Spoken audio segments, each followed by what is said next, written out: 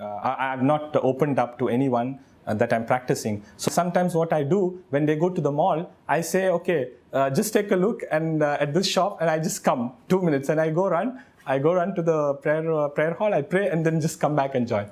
And many times they are asking, where do you keep disappearing sometimes? My name is Ashwan. I'm coming from India, and I am 32 years old. I was born as a Hindu, in a Hindu family, in a traditional Hindu family. What interested me in Islam is just a very simple fact that you worship none other than God. So it's very simple, it's very easy to understand, and it's not difficult, as I think in the message it says that truth is very simple to understand. It's straightforward. My friend was a Muslim. He wasn't practicing. He was my very close friend, and at one point of time he started practicing because he got some message from his brothers in Islam, and he got the hidayah, or he got the guidance, so he started practicing. So he started staying away from the things that we used to do and so on, while we were in college, of course. We tried to find out from him why you are doing so, and why you are missing this and this, or this and this enjoyment and so on. So this is how I started inquiring, and I got to know more from him. And I believe that if you have an open heart, you can easily comprehend the message. It's quite simple and straightforward. So this is when I probably became Muslim by heart, but by practice. Of course, the most important thing I would say or highlight is that I started praying. And when I became consistent in my prayer, this is when I would say that I started practicing, or I became a practicing Muslim.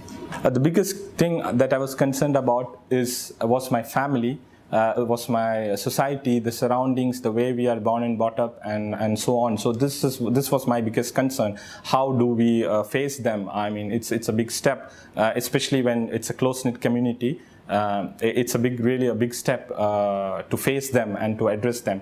Of course, I started not practicing very openly. So initially, I was praying in my room when I was staying at my place, and then I used to not speak about it openly, but I used to still give the message. Oh, I heard so and so about Islam. So isn't it true? So like this, I used to share my message with my family and friends. And this is how I started. And of course, then at some point it becomes open. Somebody sees you going to the mosque, somebody sees you going to pray. So then you have to answer. So Allah really made it easy for me. And Alhamdulillah, I cannot imagine that they would. I'm in this situation right now that I can openly discuss with my family, with my relatives, with my society. So it's become really free, and I could never imagine that this would happen. And I'm still in touch with all of them. I'm still in touch with my family. I call them every day. I discuss. It's really something which I could not imagine. I can really feel how the change has been in me, because it has affected my character. It has affected my behavior. I find pleasure in whatever I do. I used to earlier also give probably sadaqah or charity. I used to give, but I never could get the pleasure, because you don't know why you are giving. You're just feeling sympathy and you give, but you know now why you're giving and what you will get in return from Allah subhanahu wa ta'ala.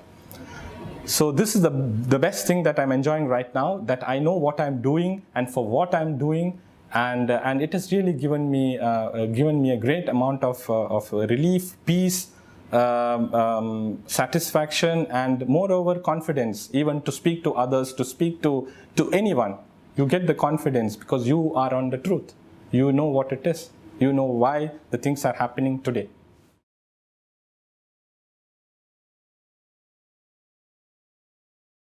Just continue to believe, because you know this is the truth, and the practice comes soon or later on. It is just taking time. So what I would really say is that you make dua to Allah to make it easy for you. This is the first and foremost, and that you be consistent in prayer as much as you can. Of course, maybe at the start you can't pray as much, maybe because of the surroundings, the family, and so on. But as much as you can, and you keep increasing. So you at least fulfill the 5 times salah, which gives you a lot of peace, which gives you a lot of pleasure by bowing down or prostrating to Almighty. And you continue to do this, inshallah, you will get rid of various things, and you will overcome various things. and you will be able to, inshallah, face the situations around you at very much in ease, I would say.